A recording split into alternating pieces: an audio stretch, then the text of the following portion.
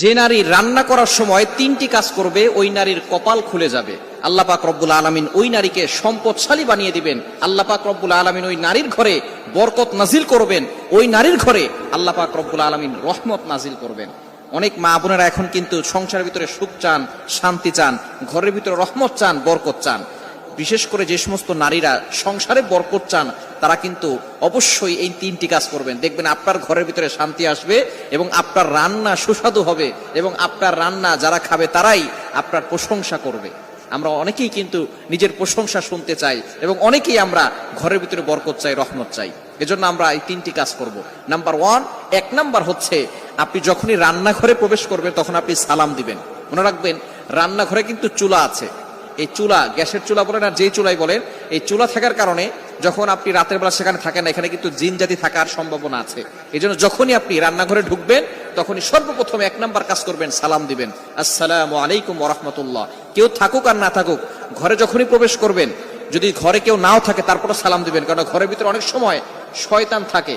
আপনার সালাম দেওয়ার কারণে সেই শয়তান সেখান থেকে বের হয়ে যাবে। শয়তান আপনার ঘরের ভিতরে আর বসবাস করতে পারবে না, সেখান থেকে শয়তান বের হয়ে যাবে।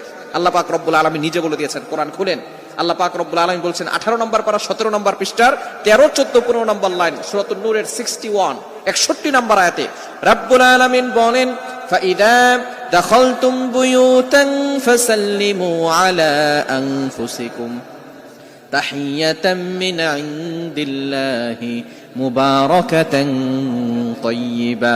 যেই ঘরে ঢোকার সময় কোনো ব্যক্তি যদি সালাম দেয়, আল্লাহ পাক রব্বুল আলামিন ওই ঘরের ভিতরে বরকত নাজিল করেন। আল্লাহ পাক রব্বুল আলামিন পবিত্র রিজিক সেখানে দান করেন। এজন্য এক নম্বরে নারীরা, মা বোনরা যারা রান্নাঘরে যাবেন সর্বপ্রথম সালাম দেওয়ার দরকার আছে না নাই? মা বোনদেরকে এটা শিখিয়ে দিবেন, আপনারা বাসায় গিয়ে মেসেজ পৌঁছে দিবেন। মা বোনরা যারা আছে এক নম্বরে তারা রান্নাঘরে ঢোকার সময় সালাম দিবে। নাম্বার 2, দ্বিতীয় নাম্বার হচ্ছে প্রতিটি কাজের শুরুতে বিসমিল্লাহ পড়বে। বিসমিল্লাহ পড়লে ওই কাজের ভিতরে আল্লাহ পাক রব্বুল আলামিন নিজে বরকত দিয়ে দেন। বিসমিল্লাহ পড়লে কোনো রান্না করলে ওই রান্নার ভিতরে আল্লাহ তাআলা স্বাদ বাড়িয়ে দেন, ওই রান্নার ভিতরে আল্লাহ তাআলা রহমত দেন, ওই রান্নার ভিতরে আল্লাহ তাআলা বরকত দান করেন।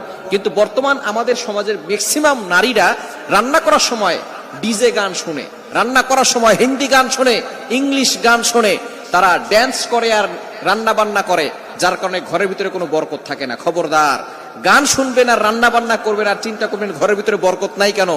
আপনি যদি বরকত পেতে চান প্রত্যেকটা কাজের শুরুতে আপনি বিসমিল্লাহ পড়বেন। আপনি চাউল নিচ্ছেন, পড়েন বিসমিল্লাহির রহমানির রহিম।